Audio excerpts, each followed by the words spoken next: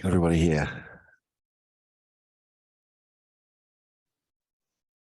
So I'm under an assumed name because I'm on someone else's laptop because I've been ill and didn't get the email about bringing my own. So so I don't know how you want to play this. So I can just start talking about. I was going to talk about appreciative inquiry and the way we use appreciative inquiry, or you might have questions. Does anyone have a view about how they want to start? You're all muted. Yeah, just any views? Go for it would be great.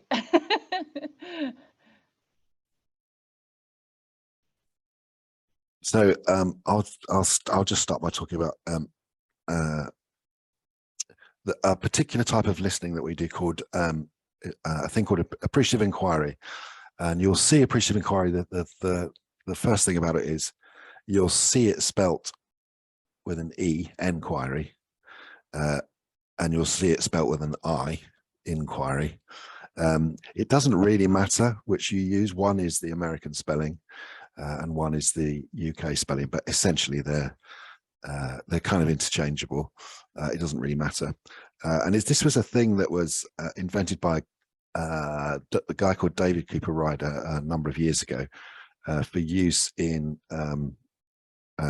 organizational change. So, but we've adapted it for our kind of purposes around system change. Now, the reason we use this is it's really easy to teach people to do. And the method we use to do it is as important as the stories we gather through it. So I'll just admit people as they come in. So the key thing about appreciative inquiry is your starting point is really open questions. So so typically if you were doing kind of old style service change, your first question would probably be something like, how could we improve our service? Or tell me what you like about our service. And in appreciative inquiry, you never start from that position, because essentially that assumes that the service looms large in the life of the person. And what we repeatedly find is that that's not the case. So typical starting questions for appreciative inquiry are things like, tell us about your family. So in the project, we use this with the children so we had 10 children. They have a diagnosis of being morbidly obese, which essentially means that their obesity is such that they're at risk of death or serious illness. And the question we started was tell us about your family and tell us about a helper who was really important to you. And people don't really talk about services in that. They talk about trauma, and they talk about poverty, and they talk about intergenerational problems, and they talk about and when they talk about the things they value, they talk about connection and all those kind of things. And then fairly low down, you may eventually get to a point where they begin to talk about services. But in talking, in answering that really kind of general questions, what they do is they tell you what really matters to them as a family. And then through talking to all the 10 families, or in another project, let's say the Kean project where the mass shooting was, if you speak to several hundred people, you can begin to identify themes that emerge. And then you can go back and ask slightly more pointed questions. So you start with these really, really general questions, and you gradually, through a process which we call sense making, you kind of winnow them down so they get kind of more and more and more focused, until eventually at some point you are asking, tell us what's wrong with our service. But you never kind of start with that. What you're trying to do is give the person the maximum opportunity to tell you what matters to them in their own words and their own time. And actually, if you think about it, that's much more like real life. So one of the things I always think about is, if I met a person in a pub, the way I would speak to them would be very different to if I met exactly the same person in a work setting. So if I was in a service, years ago I used to be a clinician, if I met them in a clinical setting, the kind of interactions, the kind of conversations I would have with them were very different. to the ones I would have if I met them in a pub, or a shop or a cafe, or in a social setting. So all those layers of power, all those professional constraints that I would feel, they don't exist. So the point about appreciative inquiry, it's a really kind of naturalistic form of speaking. And in the context of system change, what it helps people understand is what's weird is the way we speak to people when we're working, the way we speak to each other, the way we speak to the people we're serving is really weird compared to the rest of our lives. And kind of appreciative inquiry really points that up. So you ask really, really general questions. The other thing about it is the method for doing it. So what I would typically do is put people in pairs or in triplets. So, and I would pair really disparate people. So people from different services, people from different hierarchies. So I might a cleaner from one service with the chief exec from another. And they would go out and ask the questions. And one of them would ask and do the active listening, the other would do the recording. But what they're doing, they're spending a day together, they're learning about each other, they're hearing the same things together, so they're witnessing things. One of the things in system change, it's really easy to get services to start to do things. It's often very hard to get them to stop.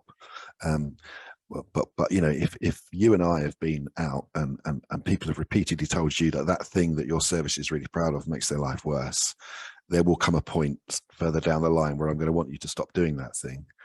And I can say to you, well, you were with me when we heard all those people say those, and you were moved by that, and I was moved by that, and now it's time to stop. So it's much harder to stop, but it much easier to get people to stop. But it also builds empathy and trust between us, because you've seen the way I work. We've talked between conversations.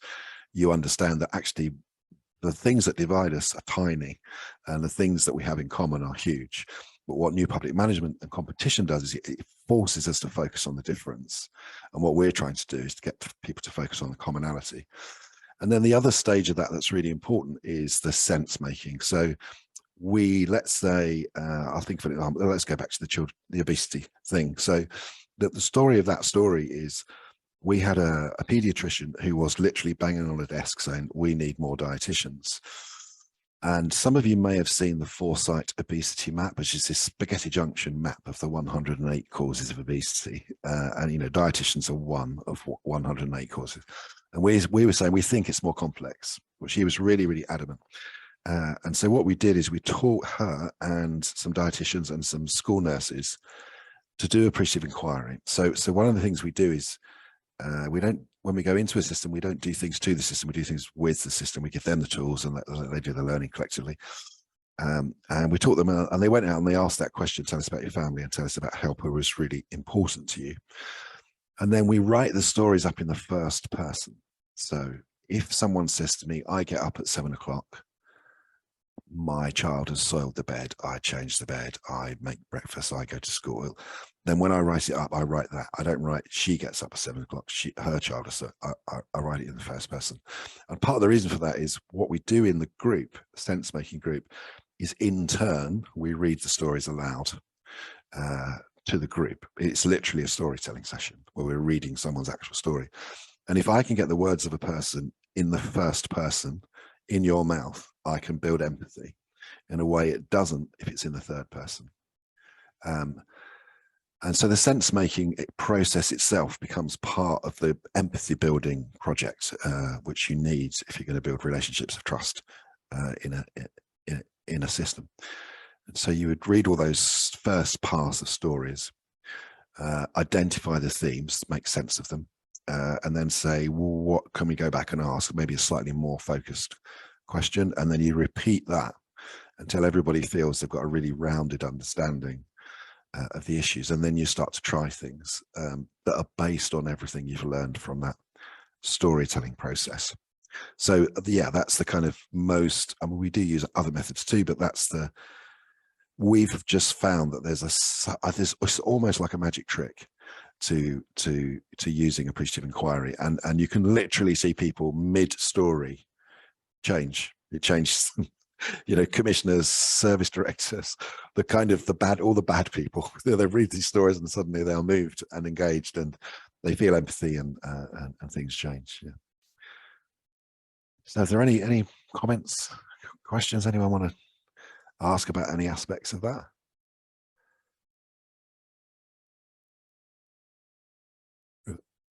Is there, no? Everyone happy? Antje. I'm just really, Is yeah, Antje? I'm really, We're saying that yes, correctly? it is. Yes, can't you hear you. have, Gary, thank you. Yes, no, I'm fascinated to hear from you. So I'm obviously in our Walker project Are of you on? lifting neighbourhoods together. I can't hear you, Antje. Oh, Is that me or you? can anyone Hold else on. hear? I can hear you okay. Yeah. Hold on. Oh, I think I've everyone got a else tech can. problem. Oh, I can't hear. It's all plugged in.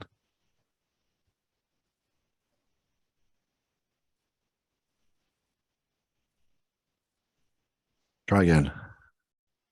Hello? No, I can't hear. Can you hear? Can't hear.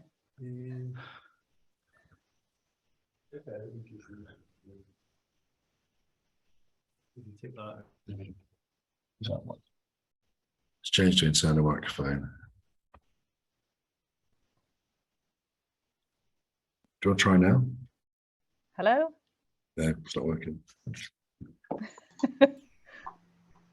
just trying a different voice. I don't know if you can hear me. No, I can't hear anybody. Oh, okay. Oh.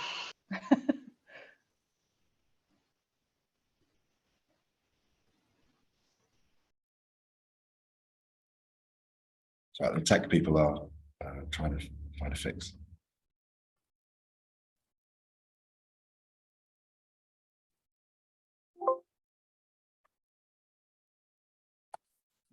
Try again. Can you someone say a few words?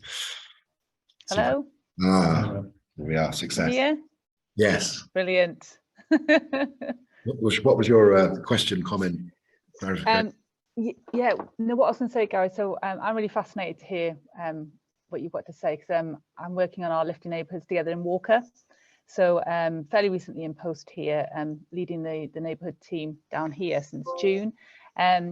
So yeah, I'm really interested to hear kind of your thoughts as well. So we've got a number of what we would call external time donors who are really interested in the approach and the process, and are kind of really keen to do the door knocking and, you know, what we would call our listening conversation, which is probably quite similar to what you've explained there.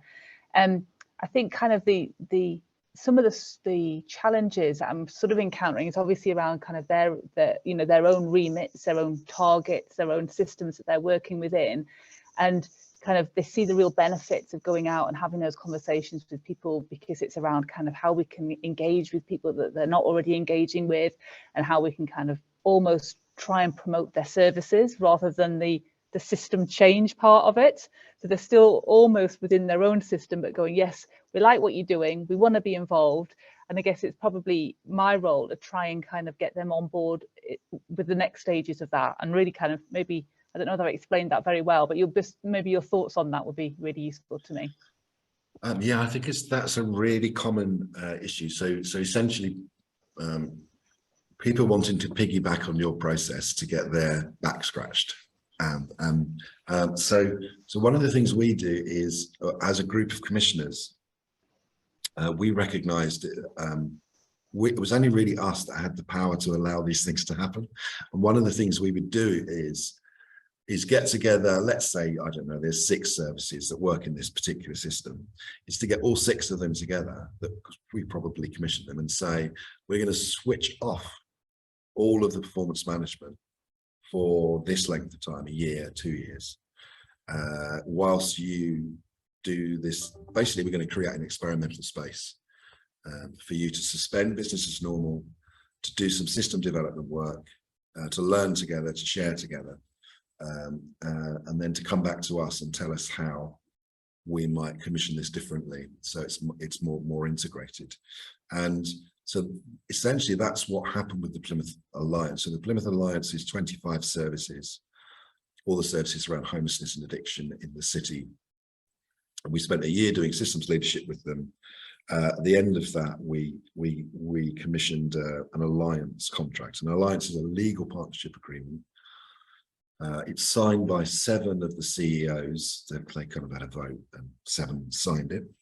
and then 3 of us from the council sign it, and then we form a leadership team of 10 people. It's 1 person, 1 vote, unanimous decision making, and all of the money we had previously spent commissioning those services is then given en bloc to the Alliance to spend as they see fit to achieve the outcomes we've collectively agreed they want to achieve. So it's going to maximise their opportunity to behave like a collective, and they regularly outvote us on the board, but they have all the money, so there's no incentive for them to compete amongst themselves because they're responsible for the money.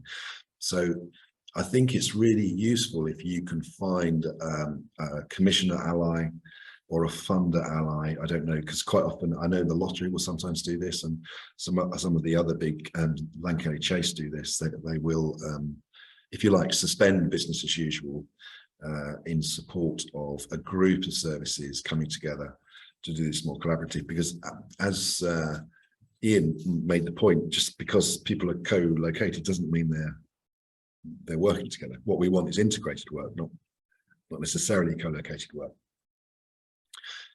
Yeah, so that's kind of the way around that. But also I think it's kind of a bit weird because so people often ask me, where should I start in a complex adaptive system? Well, complex adaptive systems are non-linear, so it doesn't matter where you start. You don't have to endlessly worry about what's the sequence of things. But once you start, you immediately start to create those ripples, like you've chucked a stone in the pond. And that's what you're seeing. So you've started something, and then you're seeing the ripple effects of that with your time donating partners.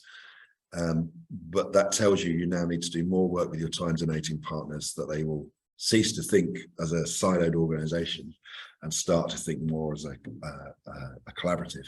And one of the ways you can do that is you could use appreciative inquiry. So you could teach them to do it with them on the issues that where you're kind of rubbing up against each other, and I guarantee they will be changed by it. And then you'll meet another organisation that's behaving similarly, and you'll need to do the work with them, because you'll start creating bigger ripples. And that's kind of what you're describing is that's what happens with the work most often. So the Alliance was unusual in that we got this permission to do this thing at scale from the beginning with everybody. Very often you're starting partially, and you're recruiting partners as you're moving forward, and very often the partners you recruit are the ones where you find resistance, the kind of border police that you can't, oh, you're on my territory, and then you need to start talking about, well, it's actually not your territory, it's kind of, this is how it's all interconnected, and come and play, that kind of thing. Does that kind of answer your question? Yes, yeah, that's really, really helpful. Yes, definitely. And some interesting conversations I think we've had as well with sort of statutory services as in comparison to voluntary sector as well, and some of those silos and those constraints. For example, the job centre was a really interesting conversation we had recently around, we provide all this great stuff, people just need to come to us, and that kind of conversation about, well, maybe offering it in the community in a different way was hit with a lot of barriers. Yeah, so it's kind of interesting, I think, some of those conversations and the differences for statutory versus voluntary as well. Yeah, and also the attitude to statutory. So quite often, so the job centre is a good example actually. So we were able to, so the job centre now do stuff in our services, which they were very resistant to begin with. Yes, oh, that's interesting. So we initially involved them as an observer. So for reasons beyond my understanding, they weren't able to participate. There weren't no reasons, they just didn't want to. They thought that was different and special. They started to observe, and then they see things are changing and there's lots of potential. And so they started to kind of change the way they did things, because they could. So it's about creating a sense that they belong with us, that we're not in opposition, we're not kind of outsiders. The problem with a lot of stats services is they are so highly specialized, and and they are so highly thresholded. They are literally telling people you're not sick enough, come back when you're much sicker. Yes. And Yes. And that's ludicrous, because you've got the highest paid staff, highest paid, best trained staff in your system who are not working with the most damaged, most needy people. It's the kind of inverse care law. And you have to do quite a lot of work. But again, that's engaging them in the listening work to get them to understand that actually, so with the complex needs, so we use the MEME definition, the Making Every Adult Matter definition. So it's addiction, homelessness, mental illness and offending. And we did loads of analysis about why people get handed off by services, why they get denied service. And essentially it's to do with these really weird pocketing of skills. So lots of the reason people get handed off is to do with risk. And you find, well, everyone in mental health has got training in understanding, mitigating risk. Nobody else does. That they're all supposed to be doing change, and everyone in addiction services is qualified in motivational interviewing, motivation enhancement, all that kind of stuff. Nobody else is. And the hostel used to say to me, I must have an addiction nurse because 90% of people in the hostel are addicted. And I started to say, if 90% of your people have a thing, it's your thing. What you're describing is some weirdness in the way you're conceptualizing the problem. You know, if the cause of homelessness is addiction, you should all be trained in addiction. So you do need specialists, but they tend to be a level above the current specialisms. So what you would really, ideally, because people hate being called generalists. One of the big mistakes I made at the beginning was to say to people in the Alliance, you're generalists, you do really good health and social care work. And they absolutely hate being called generalists. So now I say you're complex needs specialists, but at the moment you've got some skill deficits and we're going to teach you those. So we're going to teach you risk mitigation, we're going to teach you motivational enhancement, and you are going to teach everyone else mental health first aid. And yeah, so it's a really kind of weird resistance to generalism. So never call someone a generalist, always call them a kind of higher specialism. But yeah, statutory services are a problem because they are also performance managed to a much, I mean, the VCSE moan about this, but it's even worse in statutory services, the quantitative proxy targets that are just ludicrous. A commissioner colleague, Commissioner of Mental Health Services, said to me a couple of years ago, just before COVID, IAPS, you know IAPS? Increasing access to psychological therapies. Level 4, so the highest level. We've got no referrals and we're going to lose money unless we get more referrals. Where can I get them from? And I said, there's loads of people in addiction services. And she was like, well, we're not allowed to treat addiction services because of the threshold, the definition of the threshold. And I was like, well, they could solve your problem overnight, literally. And she was saying about the threshold. And I said, well, who sets the threshold? And she said, well, I do. And I said, well, we'll change it. So it's this really strange thing where people just, I don't know, they just kind of don't think about, they don't think in a connected way about the nature of the problem. Anyone else got any? I had but it's not really a question, but just a kind of topic I'd like you to, if you wouldn't mind expanding on. I'm from the NHS, so statutory services, and was really interested to hear you talk about how to let go of control and let go of these terrible performance proxies that we have. And do you have any learning or suggestions about, you said, you know, go to a commissioning manager and you can kind of change them around, but actually when you have to change standard financial instructions around money that comes straight from the government to an NHS board and actually get board buy-in for letting go of control of certain pots of money, do you have any learning or anything that can help around that, please? Yeah, so what will really kind of unlock a lot of this for us is the CCG and the council legally pooled all of our money. So we made a single big heap of it legally. So it's one system, one budget. So if I save money in the hostel, I can spend it in A&E If I save money in hepatology, I can spend it in the hospital.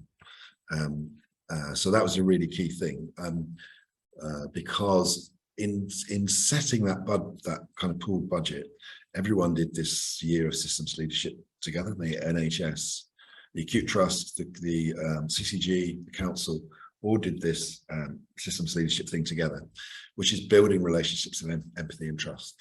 The other thing around commissioning rules and commissioning law is most of it's BS. Most of it's, we've all been in this position where we say, I want to do this, and legal and procurement say, it's illegal. And you say, but they are literally doing it in the borough next door. They're literally doing it in the hospital down the road. So it can't be illegal. And so basically what we did is we sent all of legal and procurement on systems leadership courses with everybody else. And so that kind of fundamentally changed the way they thought about things, because historically in the NHS and in councils, legal and procurement, their task chief execs have given them is guard our money, don't let us overspend. You know, it's a really kind of risk averse thing. And they basically started to give them a different message. So what our chief exec did was, she would ask them something and they would say, it's not legal. And she would then buy legal advice from outside the council and say, well, I've just bought this advice and it says I can do it. So why am I employing you? You know, where it's clearly, you know, but simultaneously having a much more supportive approach around training. And so now their response might be, well, you can't do it like that because that is illegal, but you could do it like this, to suggest alternatives. And the second thing is, mandatory targets are mandatory. We collect data on them, but we don't performance manage them. The thing that creates gaming, the thing that, you know, that leads a hospital manager to put a curtain either end of a corridor and give it a name, so it becomes a ward when it's still a corridor. That's kind of an aspect of gaming, is the performance management. And so we don't performance manage them. We treat them as system indicators. So we look at are they red, amber, or green, and then we try to understand why they're red, amber, and green. But we don't try and make them change. What we do is focus relentlessly on what actually matters to people. And what we find is when you do that, they do change colour. There's something really weird, because systems are non-linear. If you stare really, really hard at targets, they tend to get worse. But if you just try and do the right thing, they tend to get better, and ignore them, they tend to get better. So there is, you do need kind of every level of a system to agree you're going to do this thing. And the most success we've had is when we say, look, this is clearly not working. It's clearly overspending. It's not working for anybody.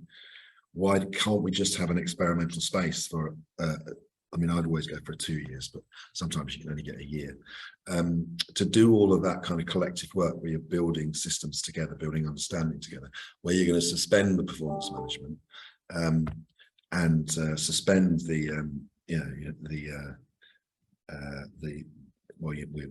kind of crazy NHS-ness that goes with that. And usually that's enough time to start to show that you are making a difference. You might need different ways of understanding value, so ripple effect methodology, that some of the things Ian was talking about in his presentation, rather than these quantitative proxy targets, because the nature of quantitative proxy targets is we measure what we can measure, not what's important. But in measuring that, we make it important, even though it's not important. So if you can show alongside things that actually things may not be better in hepatology, but they are much better in A&E because of something we're doing. We have lots of examples about, so if you think about hepatology, we had a number of people who were frequently admitted. They were admitted 5 or 6 times a year, and their bed days were very long, so they were in a long time. So we had a project based in addiction services. So we did loads of appreciative inquiry with those people, and what we found is they're lonely. They're mainly middle-aged or late middle-aged men and women, really, really lonely, would not be seen dead in an addiction project, didn't identify as addicts, alcoholics. And we had some healthcare assistants, 4 healthcare assistants, and they built relationships with them. They rang them up, they met them for coffee, they introduced them to community projects where they could make friends with people. There was no clinical work done at all. It reduced the number of admissions by 3/4, and it reduced the length of stays by half. So they were being admitted at 25% of the time they were before, and when they were admitted, they stayed half the time they did before. And that project paid for itself within 4 months, because the cost of 4 HCAs is a lot less than these dozen people doing really long hospital stays. So, but what that also proved to the acute trust, because acute trusts are obsessed with themselves because they're under so much scrutiny, is the answer to lots of your problems doesn't lie in the acute trust, it lies in the community, in different approaches. And just that one project then unlocked lots of other possibilities in the acute trust. Does that answer your question? Any more?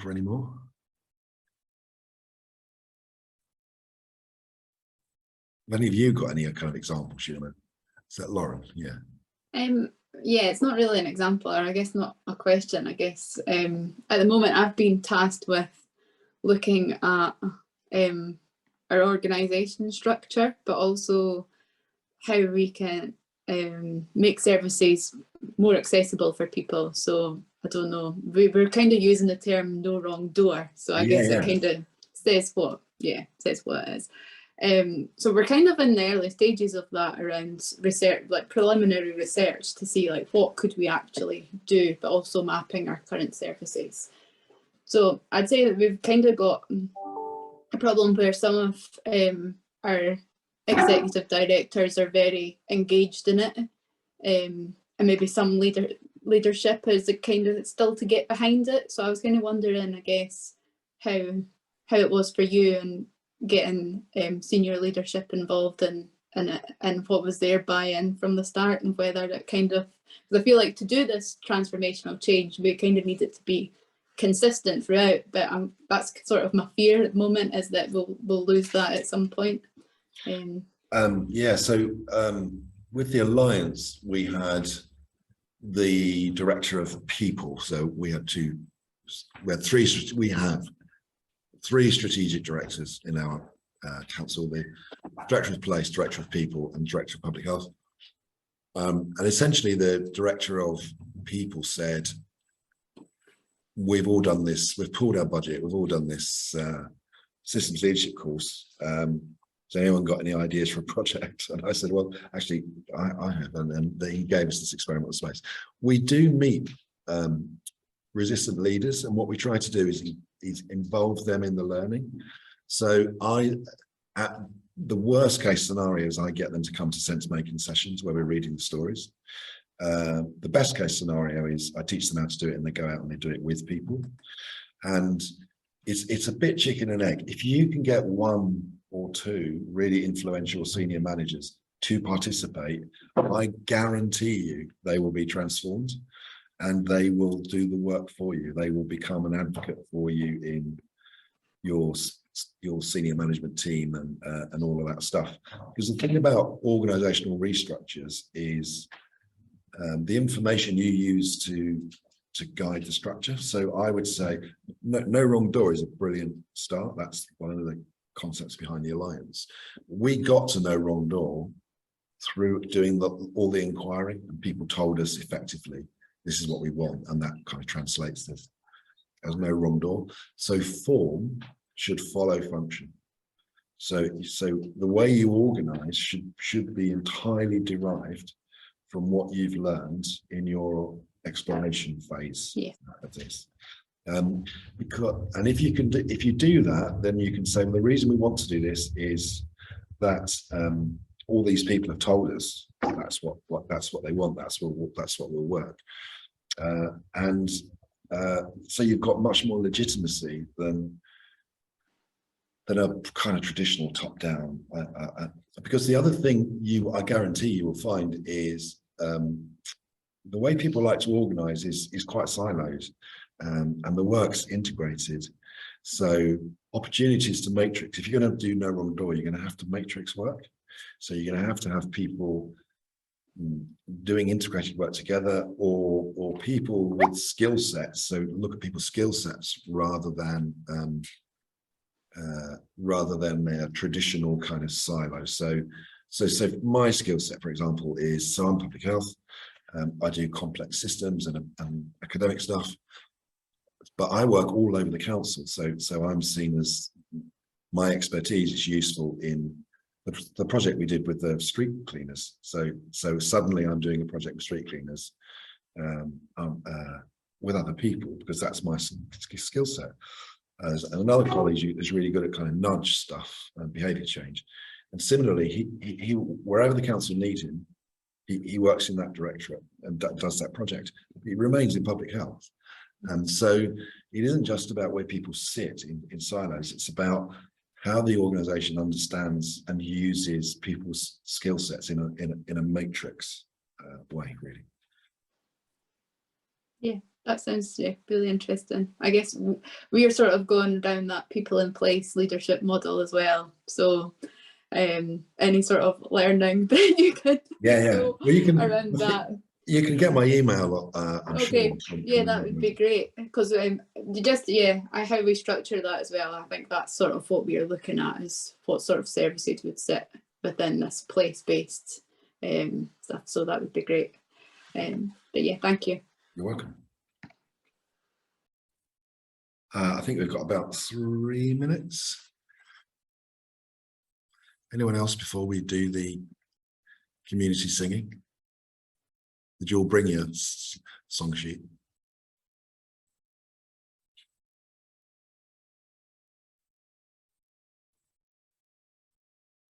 No? If we're done, I can give you a 4-minute T&P break. That's been great. Thank you very much. Okay. Really useful.